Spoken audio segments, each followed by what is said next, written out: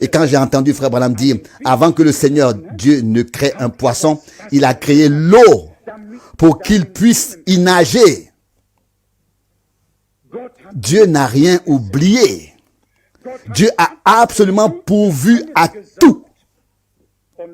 Et si nous lisons, suivons la Bible, lorsque le corps de Jésus a été déposé dans le tombeau, il est si bien dit, et Marie et l'autre Marie et les gens, les femmes, allèrent au tombeau et ils voulurent voir le corps de Jésus.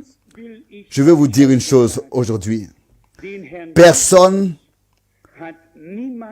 n'a vu le Seigneur Jésus mort dans le tombeau. On l'a vu sur la croix. Il a été enlevé de la croix par Joseph d'Arimathie et déposé dans le tombeau. Mais personne n'a vu le Seigneur Jésus-Christ mort dans le tombeau. Or, quand ils voulurent s'approcher pour voir le corps, ils virent un ange à la tête et un autre aux pieds. Et la réponse fut, je sais qui vous cherchez. Vous cherchez Jésus crucifié. Il n'est pas ici. Il est ressuscité. Pourquoi cherchez-vous celui qui est vivant parmi les morts? Jésus est ressuscité. Et il nous a donné la certitude que nous aussi, nous ressusciterons avec lui. Et c'est là la promesse de Dieu. De même que les lois naturelles ont été prouvées année après année, de même Dieu prouvera tout ce qui appartient au domaine surnaturel. Vous direz peut-être, comment cela se fera-t-il? Oui, si vous pouvez me dire comment un grain de blé, d'abord une feuille verte sort, puis une tige sort, on ne voit pas encore de blé, on ne voit rien encore, et puis quand le temps est accompli, il est... Alors, le blé est là. Mais expliquez-moi, où est le blé lorsque cette tige verte ou cette feuille vient de sortir? Où est-il le blé? Où est-il? Où est le blé? Le grain de blé, où est-il? Où est la pomme sur l'arbre lorsque la sève monte, que les bourgeons s'ouvrent et que les feuilles sont sur les branches? Où est la pomme qui apparaît soudain un peu plus tard dans une magnifique splendeur sur l'arbre? Comment est-elle arrivée là? Qui a fait tout cela? Vous savez quoi?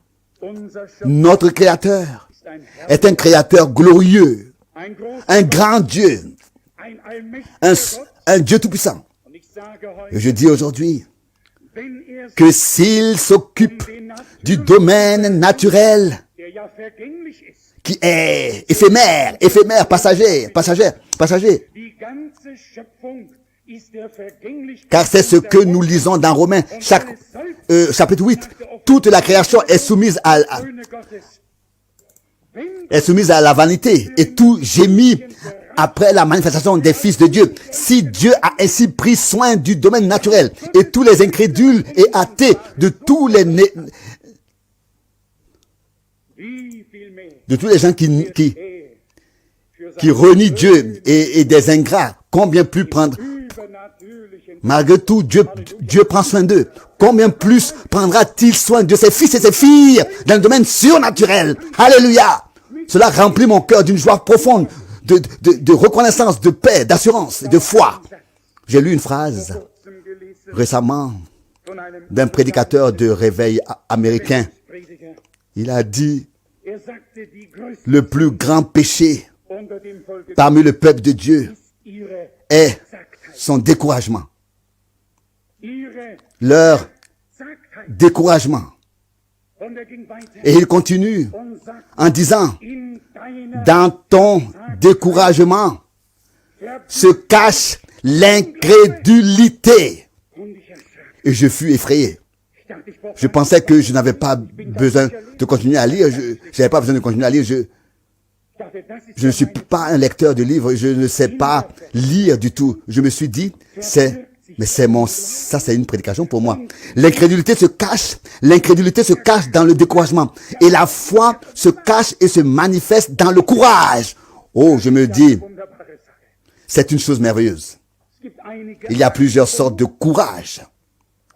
Mais ce n'était pas dans le livre, c'était juste un passage. Et j'ai dû y réfléchir. J'ai dit, Seigneur, je n'ai pas besoin de continuer à lire le livre. L'introduction a déjà dit tout ce que je dois comprendre comme leçon, à savoir, toi et moi, en tant qu'enfants de la promesse divine en ce temps, nous devons être comme Josué et Caleb, pleins de foi, pleins d'assurance et de courage, et nous fortifier les uns les autres au nom du Seigneur. C'est la foi, ça c'est la foi. Il y a l'arrogance et il y a le courage. David n'était quand même pas présomptueux lorsqu'il a affronté Goliath. Il n'a pas dit, oui, écoutez, c'est une petite chose pour moi ici. Il n'était pas arrogant. Il avait un courage qui lui venait de Dieu. Il savait, et cela par l'Esprit de Dieu dans son cœur, que le Philistin incrédule n'avait pas le droit d'insulter, de ridiculiser et d'opprimer le peuple de Dieu. Il avait le courage de la foi. Il n'interrogea personne et ne s'entretient pas avec la chair et le sang. Mais il dit, tu viens avec un bouclier et toutes sortes de choses. Moi, je viens seulement au nom du Seigneur. Je peux imaginer Goliath riant de tout son visage et pensant, seul ce jeune homme peut être aussi stupide, mais je ne veux pas lui en tenir rigueur. S'il était un homme, il penserait et agirait différemment. Mais ce jeune garçon n'a pas encore d'expérience de la vie. Il vient maintenant à ma rencontre avec une fronde. Il arrive en toute décontraction, sans armure. Il avait quitté, il avait enlevé, il l'avait rendu à Saül. Mais dans son cœur, il y avait la certitude de la foi. Il savait dans quel but il était allé là-bas. Premièrement, pour apporter de la nourriture à ses frères. Ce qui est une chose merveilleuse. Donner une nourriture à ceux qui sont au combat. C'est merveilleux. Mais cela ne lui suffisait pas. Apporter une nourriture à ceux qui sont au combat, mais trop lâches pour affronter réellement ce combat et relever le défi. Lorsque David a remis la nourriture à ses frères, il s'est réorienté. Il a alors compris qu'il n'était pas seulement venu pour apporter de la nourriture, mais pour vivre la victoire de Dieu et l'apporter au peuple d'Israël. C'est de cela qu'il s'agit maintenant aussi. Nous ne sommes pas seulement là pour distribuer la nourriture divine. Nous sommes là non seulement pour annoncer la victoire de Dieu dans le camp de Dieu, mais pas seulement pour l'annoncer, mais aussi pour en faire l'expérience personnelle, pour la ramener à la maison. Josué et Caleb étaient courageux et forts. Pas seulement à la fin, mais déjà au début. Et vous savez quoi? Lorsque Caleb prit possession de son héritage, il a dit, écoute-moi. Le serviteur de Moïse a dit, c'est à moi que ce pays sera donné. Et il a dit, je suis aussi vaillant aujourd'hui qu'il y a 40 ans lorsque nous sommes partis. Et je te demande aujourd'hui ainsi qu'à moi-même, si notre foi, est-ce que notre foi s'est affaiblie ou s'est-elle renforcée? Nous sommes-nous découragés les uns les autres ou nous sommes-nous encouragés les uns les autres? Nous sommes-nous soutenus les uns les autres dans le combat qui nous attendait? Ou nous sommes-nous poignardés dans le dos? Dès l'instant où le peuple de Dieu est divisé entre lui, l'ennemi n'a pas à s'inquiéter de quoi que ce soit. Pas du tout. Mais à partir du moment où nous devenons un seul cœur et une seule âme, réellement, et que nous nous rangeons du côté de Dieu, que nous sommes courageux et forts, alors l'ennemi doit s'inquiéter et avoir peur. Je vous le dis aujourd'hui, Dieu a parfaitement pourvu au domaine naturel.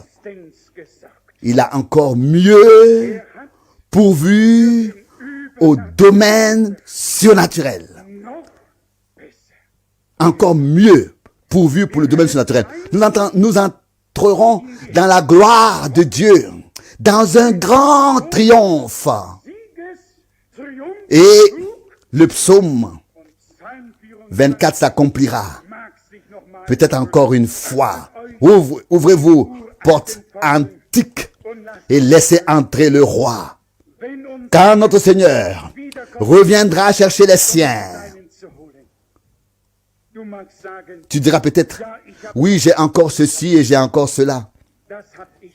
Je l'ai aussi. Mais à côté de ceci et de cela, j'ai quelque chose d'éternel, quelque chose de divin.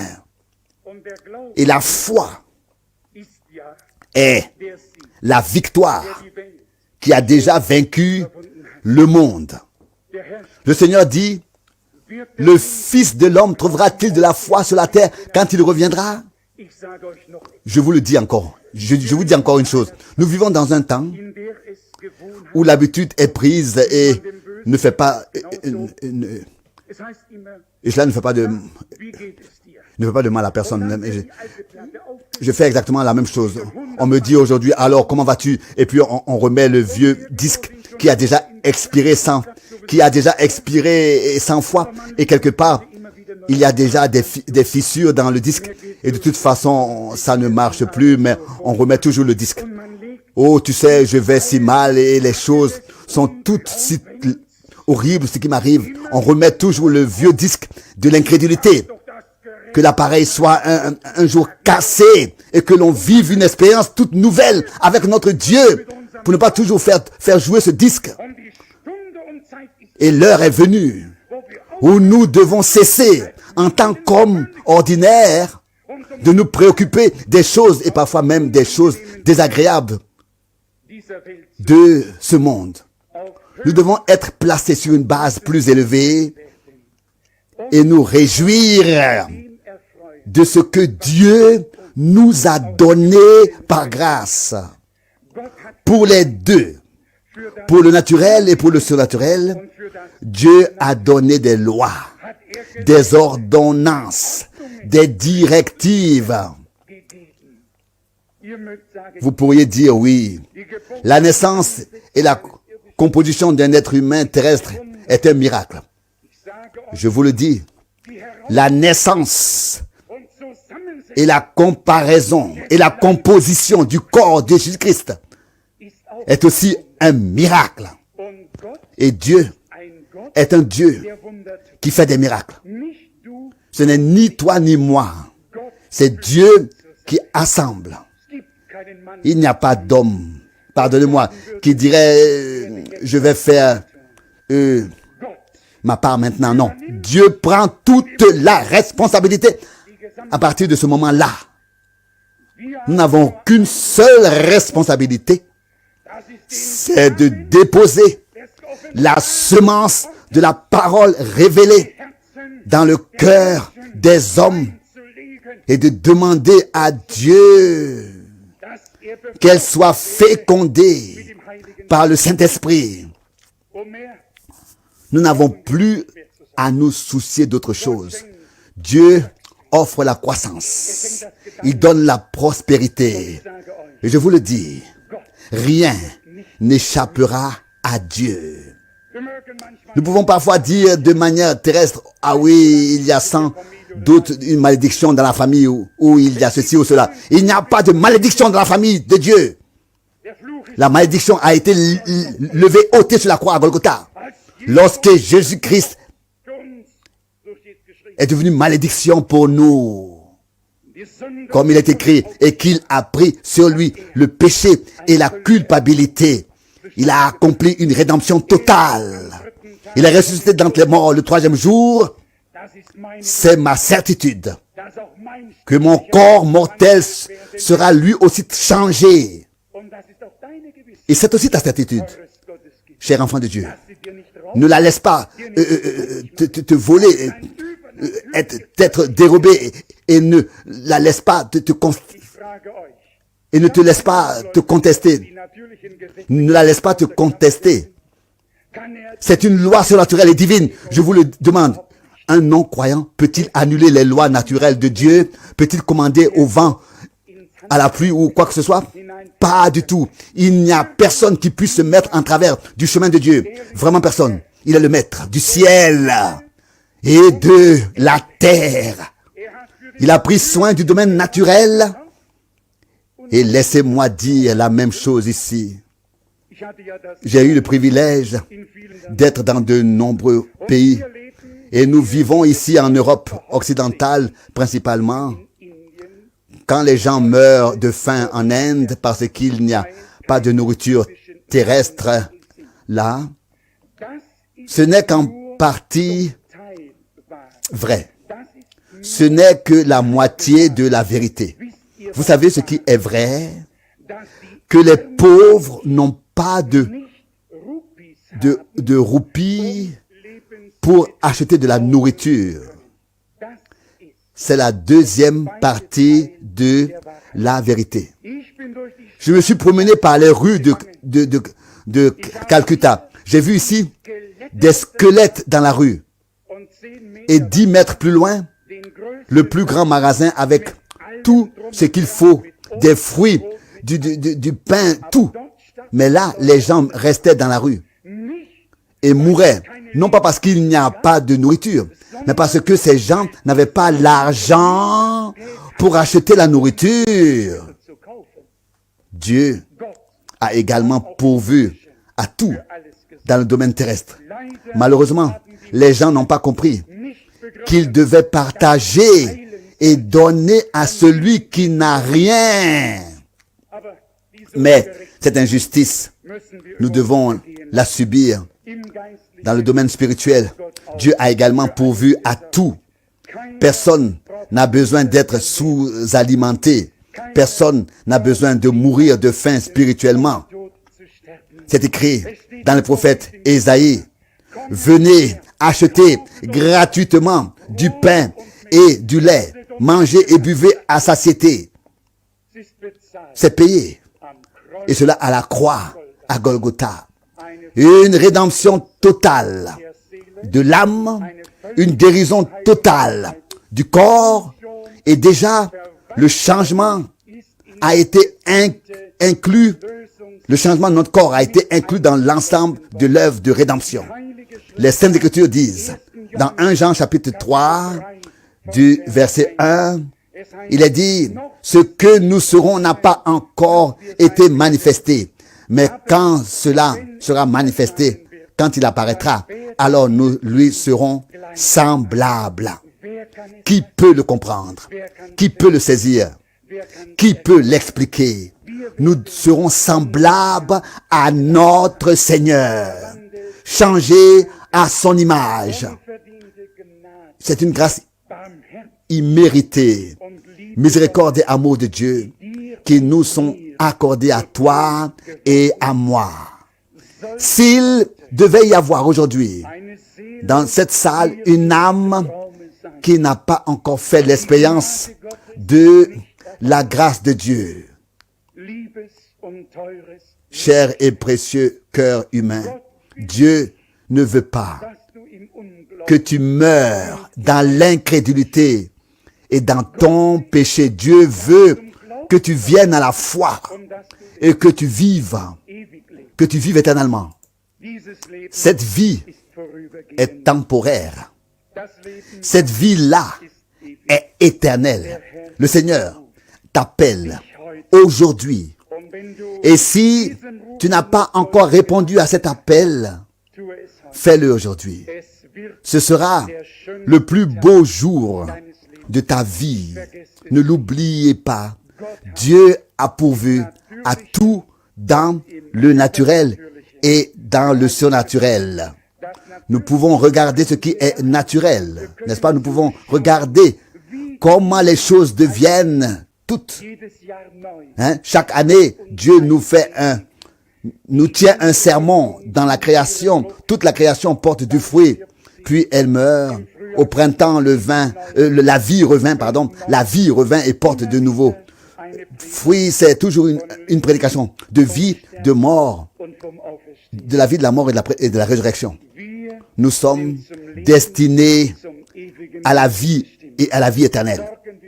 Ne nous inquiétons de rien, de même que les choses terrestres sont mises en terre comme semences et en sortent. De même, tous ceux qui se sont endormis en Christ ressusciteront. Et nous, qui sommes vivants et qui restons, nous serons changés. Et cela se fera en un instant, en un clin d'œil. 1 Corinthiens 15. Notre Dieu est un Dieu grand, un grand Dieu, un Dieu glorieux, un Dieu merveilleux. Pas un discours sur la toute-puissance de Dieu, mais une expérience de la toute-puissance de Dieu. Que la puissance de rédemption, la puissance de guérison, la puissance de transformation de Dieu puisse devenir efficace, soit manifestée dans son efficacité, de sorte que nous honorons Dieu dans la foi. Ne l'oubliez pas, c'est dans le découragement que se cache l'incrédulité. La foi se trouve dans le courage divin.